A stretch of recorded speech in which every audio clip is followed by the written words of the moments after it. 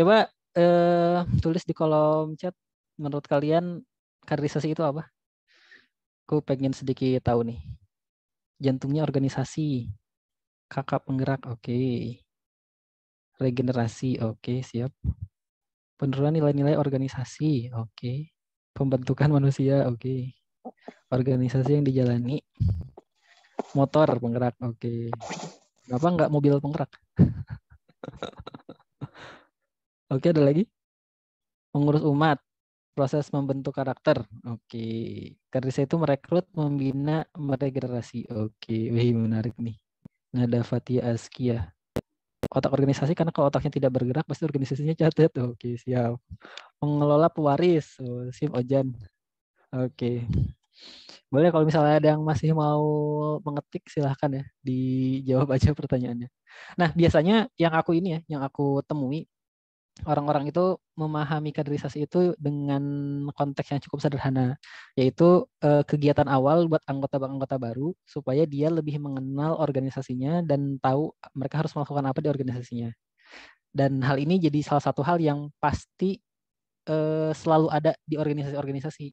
Makanya ada istilah ospek, ada masa orientasi, apalagi ya, dan sebagainya lah.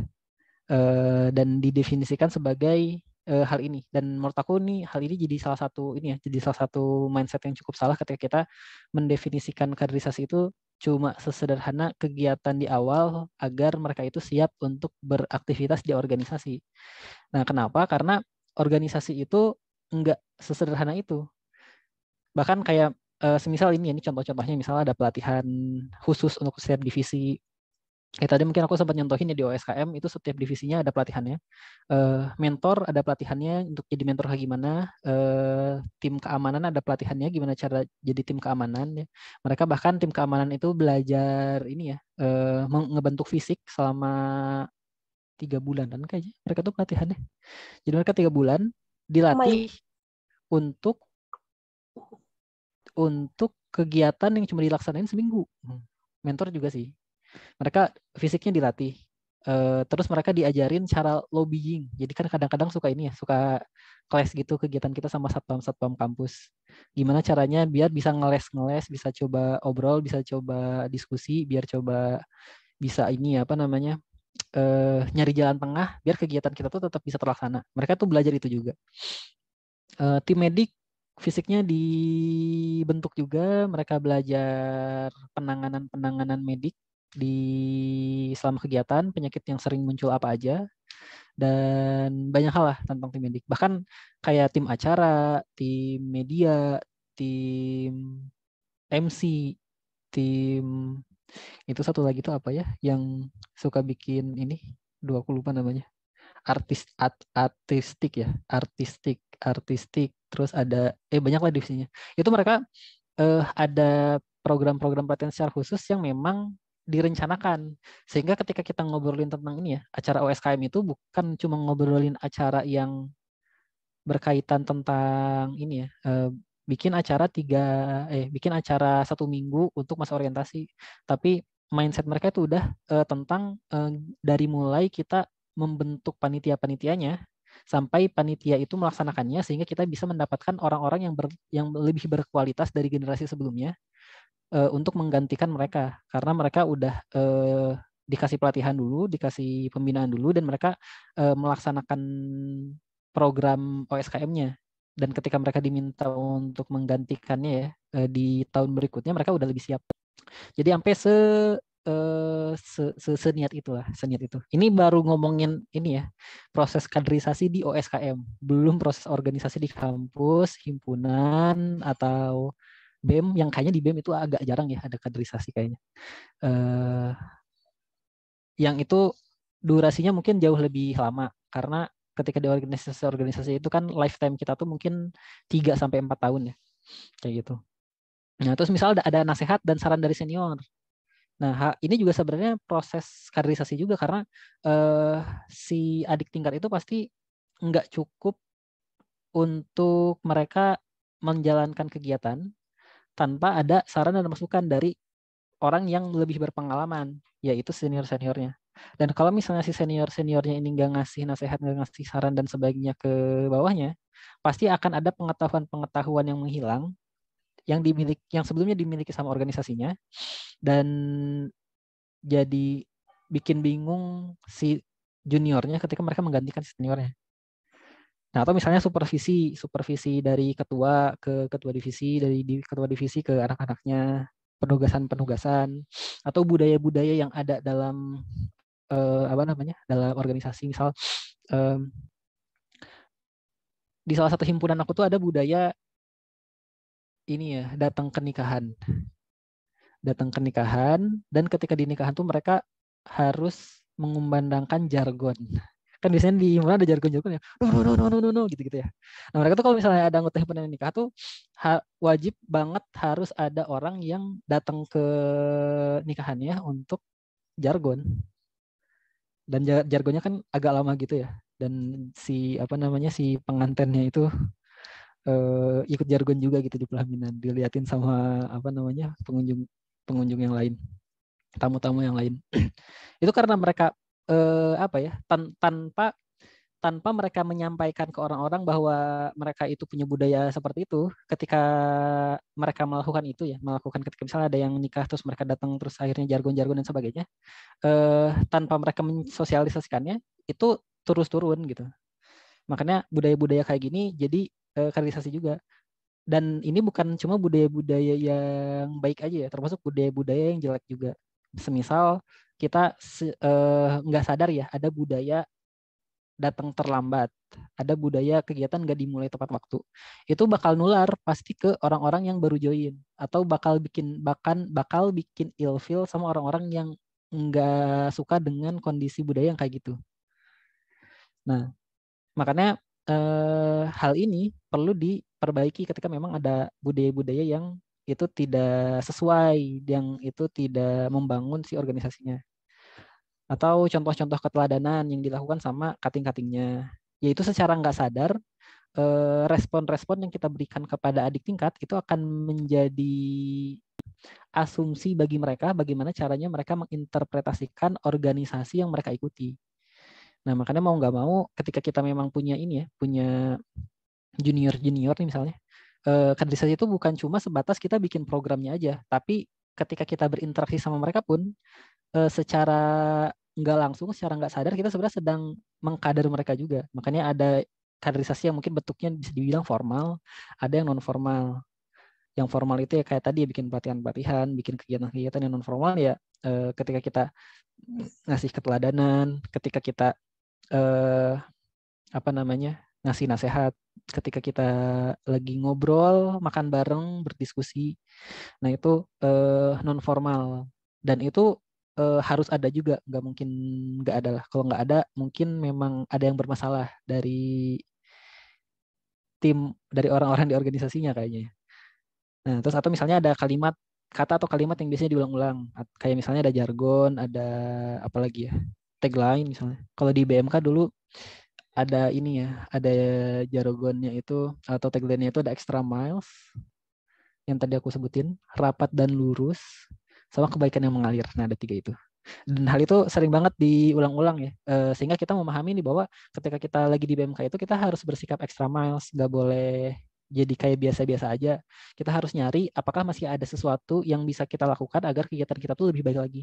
Makanya dengan itu kita ini ya, coba benchmarking ke kegiatan-kegiatan di luar BMK, di luar Salman, kegiatan-kegiatan di Indonesia yang itu kegiatannya senasional kayak gimana, kegiatan yang dilaksanakan sama program-program besar, kegiatan-kegiatan yang di luar negeri yang itu mampu untuk membuat masyarakat dunia itu tertarik misalnya. Jadi kita benchmarking ke berbagai macam untuk belajar agar kita bisa melakukan yang lebih baik lagi dari sebelumnya. Terus rapat dan lurus gitu. Jangan sampai kegiatan-kegiatan kita tuh clash satu sama lain. Terus tentang kebaikan yang mengalir, kita juga harus memahami bahwa sebenarnya apa yang kita lakukan pada saat ini ya, itu adalah sebagai bentuk amal jariah kita juga yang perlu kita niatkan secara tulus dan sebagainya lah.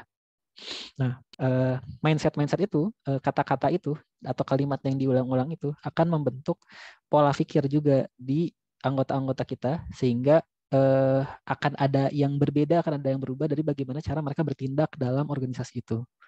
Nah, dan juga yang terakhir ya, yang menarik itu tentang karir dan potensi saat dan pasca organisasi. Maksudnya gimana, ini Daniel ada dua ya, jadi bingung. Jadi ketika kalian organisasi, mungkin tadi ada yang bilang ya tentang regenerasi. Nah, itu adalah kita mempersiapkan karir mereka pada saat mereka masih berada di organisasi. Tapi nggak cuma tentang itu, tapi justru kaderisasi yang bagus itu bisa berguna untuk pasca organisasi juga. Jadi ketika kalian daftar ke perusahaan, si perusahaan itu bisa tahu bahwa memang kalian punya pengalaman di suatu organisasi ini, dan memang melihat bahwa pengalaman kalian di sana itu adalah pengalaman yang baik, dengan dibuktikan kalian yang memiliki performa dan kualitas skill yang baik juga selama kalian memang memiliki pengalaman itu. Nah, dan mau nggak mau kan memang kita harus membentuk itu ya, membentuk dan mempersiapkan mereka supaya mereka bisa masuk ke dunia pasca mereka keluar dari organisasi kita.